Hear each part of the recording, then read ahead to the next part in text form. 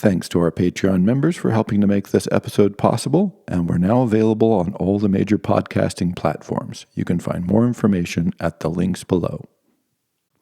Good evening, ladies and gentlemen, and welcome to Reading the Red Book Part 3, Into the Desert. And so for the next few chapters, and actually for much of the rest of the book, Jung will use this metaphor of going into the desert as a place to explore and discover his, the soul or the spirit of the depth. I mean, it moves around exactly. God, what's exactly in the desert is a moving target, but it's the place of leaving the world of men and of the spirit of the time. And he calls it a desert, and it's an important metaphor, and it will be again revisited over and over again in the course of the next few hundred pages. So it's important to meditate for a moment what he means by this. And again, when we think about reading, and reading in this very peculiar manner that we're doing, what we might call a philosophical reading, as opposed to just reading for a novel, it is kind of this continual stopping and asking ourselves questions. And again, here the question is, what is he sketching out, and why does he use this metaphor of the desert? And there's several reasons, and it's layered. One is, of course, if you look back in history, Jesus goes in the desert, the holy men are in the desert, the Hindu, in Hinduism and Buddhism, there's this vast literature of holy men, saints, martyrs, wisdom seekers traveling to the desert or the wastes, getting away from human society to discover something divine. In this case, he quite specifically uses this as a metaphor of leaving the world of men and things, as he calls it, so that he can then discover himself. And there's this continual overlapping in Jung. And again, the language is slippery. It's not consistent, right? This isn't a logically consistent, totally coherent work. That's obviously, as we've discussed before, not what he's trying to do. He's trying to set out these metaphors that he explores. But primarily what he's talking about is it's in the desert when you strip away all of the external things that you can discover yourself and the richness of yourself, which runs against the spirit of the time, which is, of course, going to emphasize, the immediate, what's in the news, materiality, all of these things, moral judgments, and we want to leave that behind. And so this is where he's beginning here. So this is think about this image of the desert. Think about where you've, the Old Testament, the New Testament, Hinduism, Buddhism, they're just Zoroastrianism for that matter, filled with these references to going off in the desert. We even have this idea in the contemporary world that if you go out into nature, if you go backpacking or hiking or according to car commercials, if you take an SUV out into the woods or the wilderness, something great will happen there. So we haven't lost this idea, and he's certainly pursuing it here. But he says, in the opening of the desert, only life is true, and only life leads me into the desert. Truly not my thinking. That would like to return to thoughts, to men and events, since it feels uncanny in the desert. My soul, what am I to do here? But my soul spoke to me and said, wait. I heard the cruel word, torment belongs to the desert. So here's the very clear invocation of a couple of things. One is that he's trying to get away from his thoughts. And this is, this is where you run into trouble with philosophy, is like we're so heavily trained to think and analyze and contain and control. And what his spirit is telling him here is to say, one, you're going to go in the desert, which is leave your thoughts, and two, then wait. And it is that difficulty of waiting that is the challenge that he begins with here. And he says, through giving my soul all I could, I came to the place of the soul and found that this place was a hot desert, desolate and unfruitful. No culture of the mind is enough to make a garden out of your soul. I had cultivated my spirit, the spirit of the time in me, but not the spirit of the depths that turn to things of the soul, the world of the soul. So that's by cultivating the spirit of the time, you create the desert. So this is the first one. This is not a natural, literal desert, of course. This is that figurative desert that is created by always pursuing things from the external perspective, from the external world. And then he goes on to say, nobody can spare themselves the waiting, and most will be unable to bear this torment, but will throw themselves with greed back at men, things, and thoughts, whose slavery they will become from then on. Since then it will have been clearly proved that this man is incapable of enduring beyond things, men, and thoughts, and they will henceforth become his master, and he will become their fool, since he cannot be without them, not until even his soul has become a fruitful field. Also, he whose soul is a garden needs things, men, and thought, but he is their friend and not their slave and fool. I think this is one of the key things that comes up repeatedly here in Jung, is he's not saying there's nothing in the world of men's and thoughts in the spirit of the time. It's just that we've been overwhelmed by them. And rather than being able to use them and cultivate them, we become their slave, right, and fool. And this is the problem, right? We're going to need some balance with the things of this world, of the contemporary times, if we're going to make a garden of ourselves, the metaphor out in the desert. However, if we only have that, then we become their slaves and fools because we have no choice. Notice this becomes the notion, can you turn your mind away from these things? If you can't, then you don't control your mind. And so it goes on into the experiences in the desert section, where more or less he complains about having to sit out in the desert. My way is hot sand, all day long, sandy, dusty paths. My patience is sometimes weak, and once I despaired of myself, as you know. My soul answered and said, you speak to me as if you were a child complaining to its mother. I am not your mother. You are pleasure-seeking. Where is your patience? Your time has not yet run its course. Have you forgotten why you went into the desert? So here, right, like you have to wait, right? You are coming to ask me for things. I'm not here to provide you with things. You want to take. I'm not here to give. Right? Is this, it's this breaking of the metaphor, because if you think about the way the narrative of going into the desert, for wisdom usually works, it is, I'm going to go out in the desert and get something and return with it and bring it to the world of men, right? In which case you have not broken the cycle of having a goal of taking things from the outside world or from your inner world, because it's supposed to be encapsulated and explained and packaged and then delivered to the world of men. And you go, ha, look how great I am. I have captured this thing and brought it back to you. And that, of course, is why the soul says, you speak to me as if you were a child complaining to its mother. I am not your mother. I'm not here to provide you with things or to give you things. You're not here to take things from me. But I hardly live according to it. The soul. I know that everything you say, O my soul, is also my thought, but I hardly live according to it. And the soul said, how, tell me, do you then believe that your thoughts should help you? I would always like to refer to the fact that I'm a human being, just a human being who is weak and sometimes does not do his best. But the soul said, is this what you think it means to be human?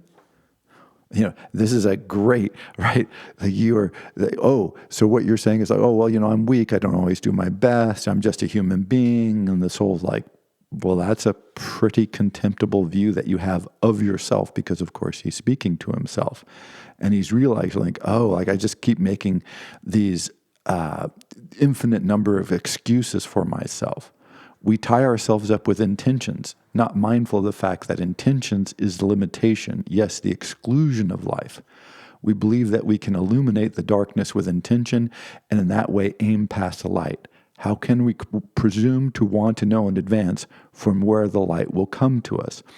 Again, this is another way of articulating what we just talked about, is this notion of saying, I'm going to go and I'm going to get something in the desert that I can package and reproduce. Like, this is my intention. And I know what I'm going to get is going to be something that I can do this with. I think is one reason Jung was very hesitant to publish this book. Some people read it. He wasn't like keeping it super secret, but it's like, it's not a work that is supposed to be brought back and packaged and made easily consumable, because again, this runs counter to everything that he's trying to explore and experiment with, which is why it's such a struggle, of course, to read this kind of work. And he goes on, he articulates this perfectly clearly in the next paragraph here. He says, "Then listen, do you think little of me? Do you still not know that you are not writing a book to feed your vanity, but that you are speaking with me? How can you suffer from scorn if you address me with those words that I give you?" Right? Like, this is the notion, right? Like, don't you realize, like, you're not going to write a book out of this that feeds your vanity, that makes you seem great and wise and brilliant and insightful and philosophical, that you're going to turn me into a quote unquote dead formula. That, and how do you escape this intentionality, right? So this is, you realize we're in this paradox of a feedback loop, because you're going, oh, well, I want to break out of this pattern. Okay, well, there's an attention. All right, so, but what does breaking out of the pattern mean? Well, I don't want to break out of the pattern in a way that's uncomfortable or odd or weird or makes me feel strange or makes me feel scornful of myself or damages my vanity. See, like, that sort of expectation and desire and demand of what is to come from the darkness. And again, sometimes he calls it God, sometimes he calls it a soul, sometimes he calls it divine, sometimes it's a he, sometimes it's a she. A very moving target of what it is that's out there. And then he goes on to say, the spirit of the time considers itself extremely clever, like every such spirit of the time. But wisdom is simple-minded, not just simple. Because of this, the clever person mocks wisdom, since mockery is his wisdom. And this reminds me, of course, that there's a great Buddhist saying that people laugh at wisdom. If people don't laugh, then it's not wisdom. Right? And here's the same thing, like the fools love to mock because it's not clever. And when you put a high value on cleverness, on what's successful or easy or apt or impressive, then what you miss, of course, is the depths and the wisdom and the life-giving. And that's sort of the elements that he's trying to explore here. But again, because we live in a time that wants you to encapsulate, wants to explain, explore, wants to have it packaged and clear and easy, well, he's got to fight against his own mind. And again, this will come up repeatedly throughout the text.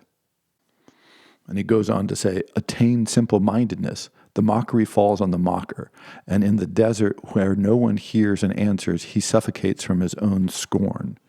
And I think this is another important element of going into the wilderness. Why it does matter is because there is all that falls away. You can bring it with you. You can bring all those, and of course we do, but slowly it just evolves or devolves and evaporates because it's not reinforced. The stones don't care. The trees don't care. There aren't labels, there aren't words, there aren't processes that respond that way. And so slowly, a lot of that just wears away. And I think anybody who's gone in the wilderness and the desert or outside the confines of normal society feels that, like, slipping away. Things, I always feel it as like, clothes taking off, like they just fall away from you, veils that you didn't know you were carrying, and your thinking and your feeling sort of go away, not by any conscious process, they just do because they aren't constantly being reinforced. And he says, cleverness couples itself with intention. Simple-mindedness knows no intention. Cleverness conquers the world, but simple-mindedness the soul. So take on the vow of poverty of the spirit in order to partake of the soul.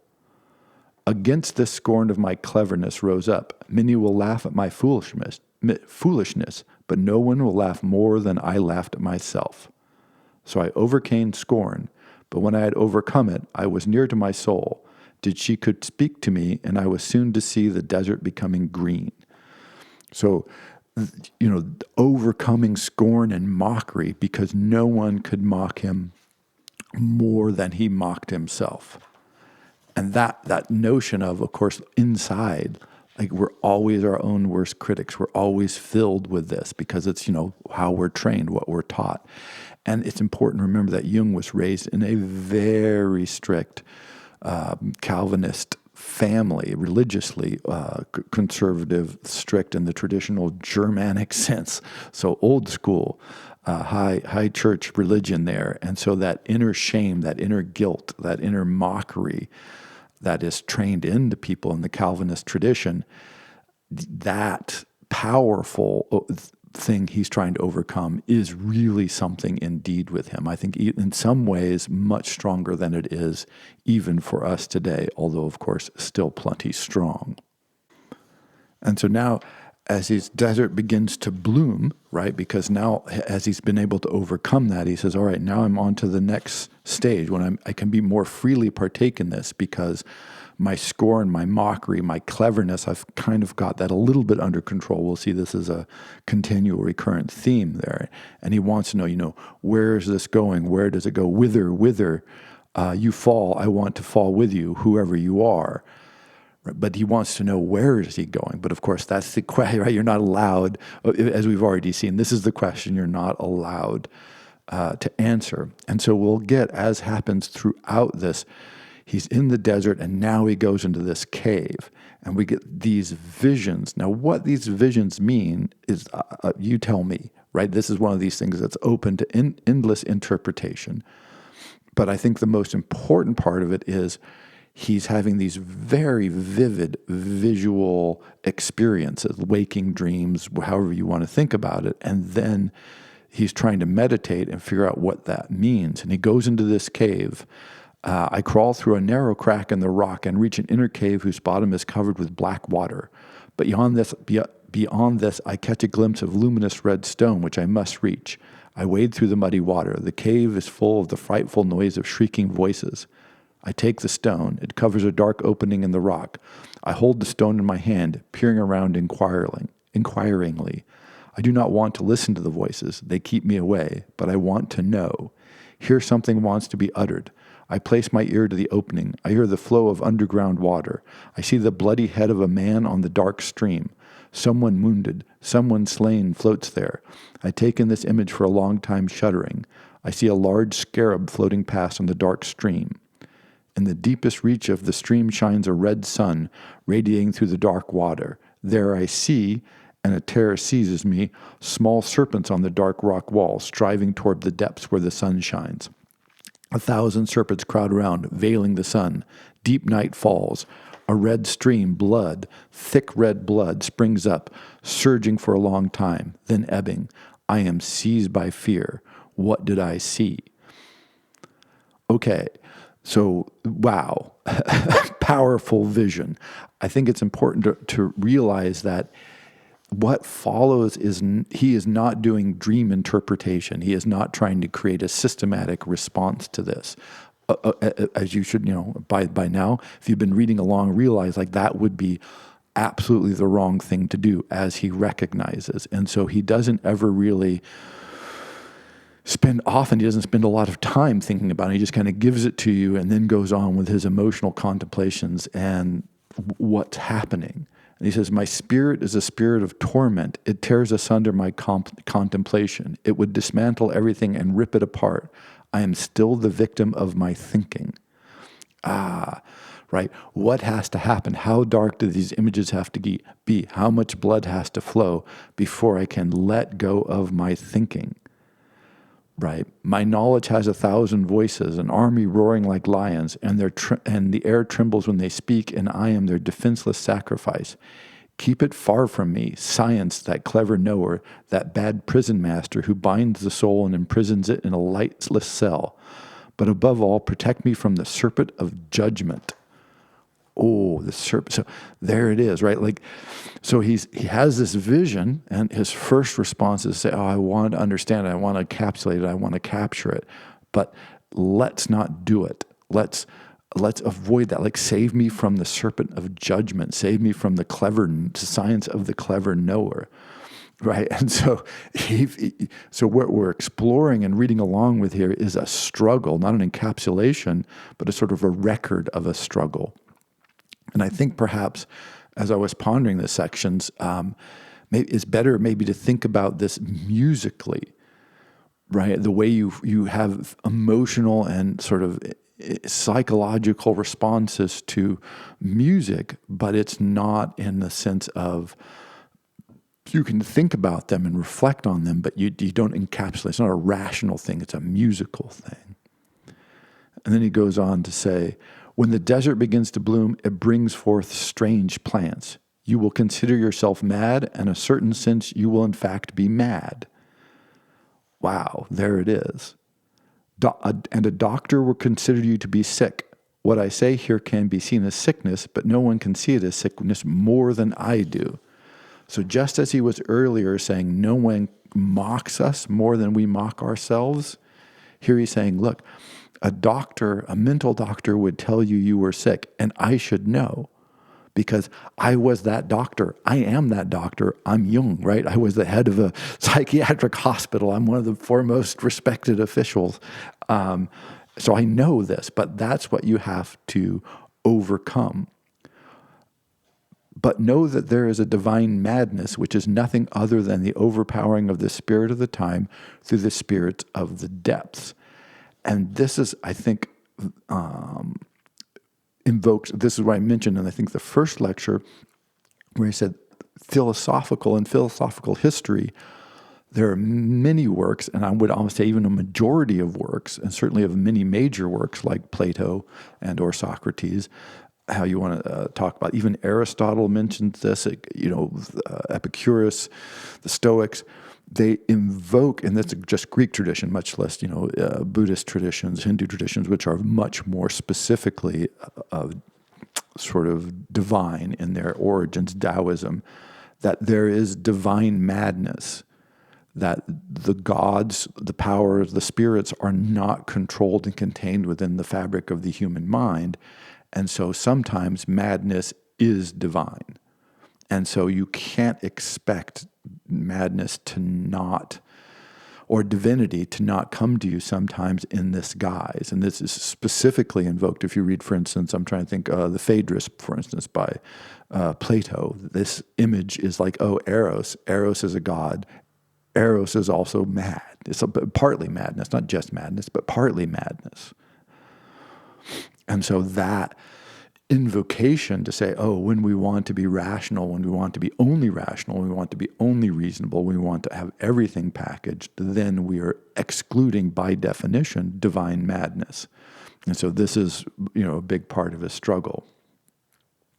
And then we do get a bit of an image here. He stops and kind of says, hey, I finally started to catch up, but the spirit of the depths had gained this power because I had spoken to my soul during 25 nights in the desert, and I'd given her all my love and submission. But during the 25 days, I gave all my love and submission to things of men and to thoughts of this time. I went into the desert only at night. And so, these images start coming to him after 25 nights or so of consistently trying to bring on this, dream state, if you will. Thus can you differentiate sick and divine delusion. Whoever does one and does without the other, you may call sick, since he is out of balance. So there it is. So again, we're not trying to get rid of the real world or the daily world or the day of contemplation, but we're trying to balance it out with this thing that you conquer when you go out at night. And try to spend time with yourself and the images and visions that can spring up to you if you allow that to happen. And then here we get one of those images that will recur again, which is he saw the blonde hero lay slain. And of course, this is invoked over and over again in the Germanic traditions of these blonde heroes. The blonde hero lay slain. Like, what does this mean? It is important because, again, it's going to recur so often to think about it. Also, there's the hero's journey, which you may have heard about, or hero with 1,000 masks. And here, Jung will begin to invoke, and I believe this is the first one, and it'll come up again many more times, that, we need to kill the hero. It's like the Buddha. If you meet the Buddha, kill him. The hero needs to be slain. That hero that is inside of you needs to die. And that's this vision, which is just mentioned here, it'll come up again here in a little bit, is important. So mark that. It's like the desert and the garden. This notion of what the heck's going on with the hero is going to be crucial for as we move forward. And then he talks about this, life does not come from events, but from us. Everything that happens outside has already been. And this is now he gets very actually kind of concretely philosophical here. We create the meaning of events. The meaning is and always was artificial. We make it. That which you need comes from yourself, namely the meaning of the event. The meaning of the event is not in their particular meaning. This meaning exists in learned books. Events have no meaning.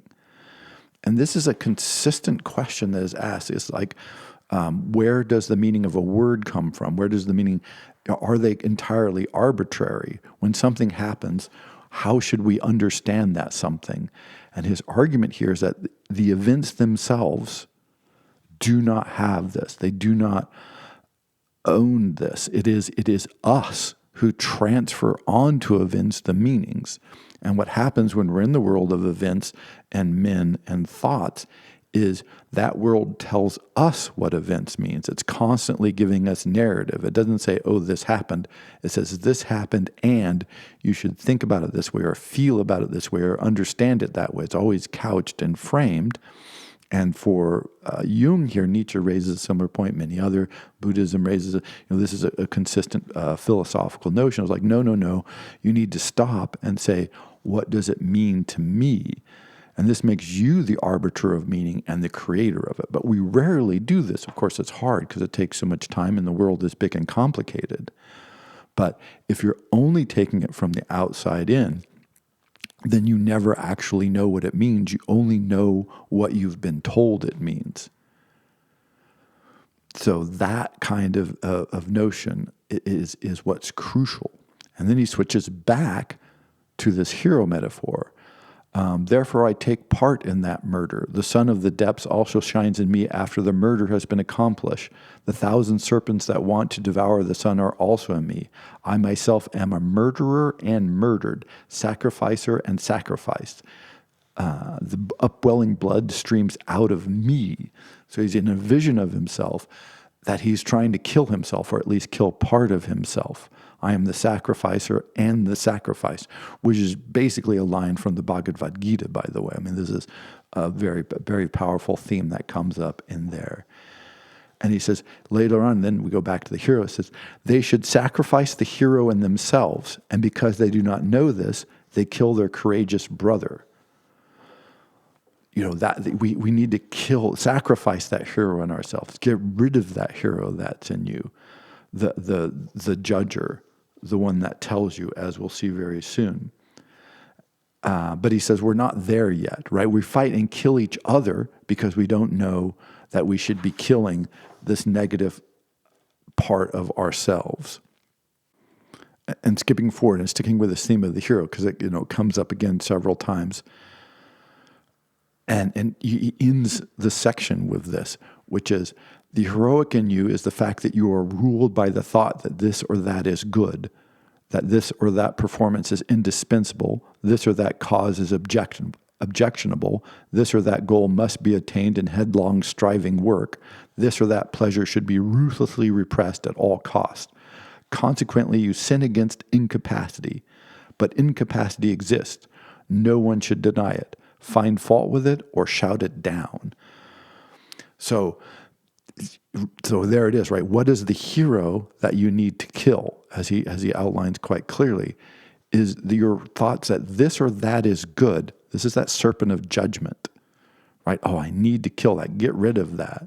That this or that performance is indispensable. That there's something I must do, and I must do it in a particular way, or else the world goes dark. That's the hero. You have to kill that. That this or striving work, like that this or that goal must be attained in headlong striving work, right? That this cause is objectionable.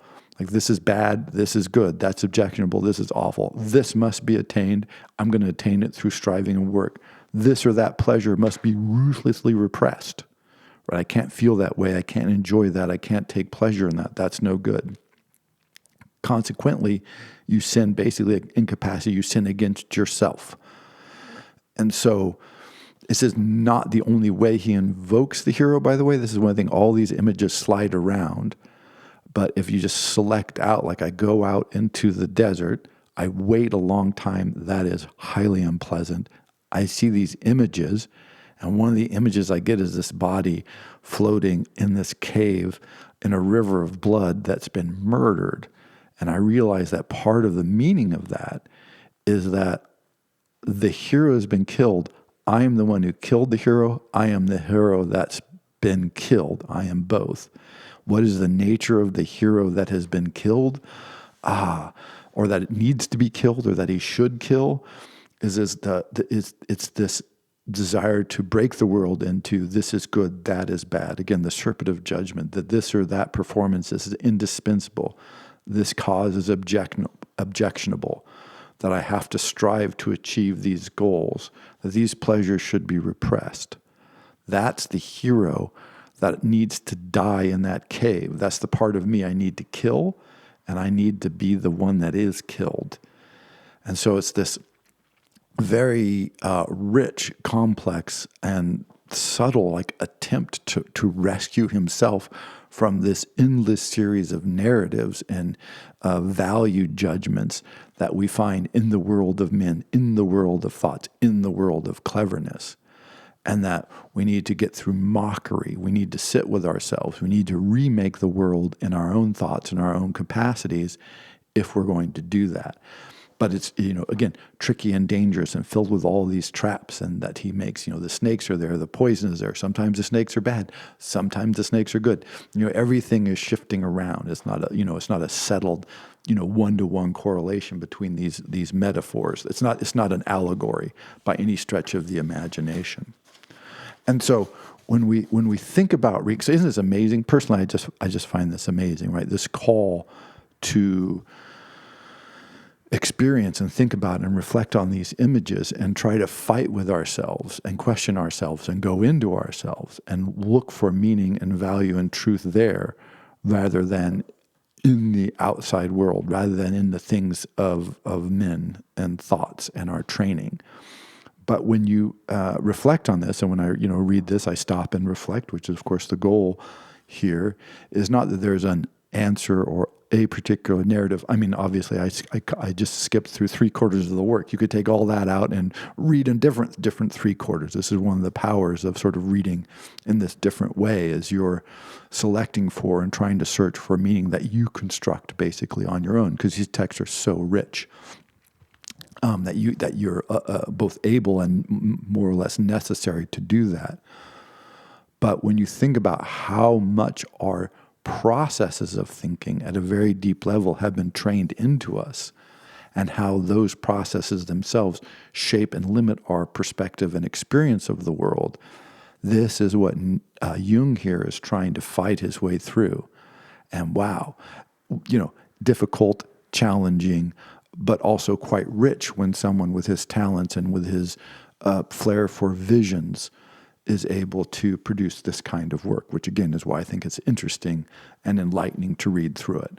So for next time, please read the next 3 chapters, and we'll just keep rolling along. And please, again, questions and comments very much appreciated, because, wow, there's so much to explore here. Thank you very much.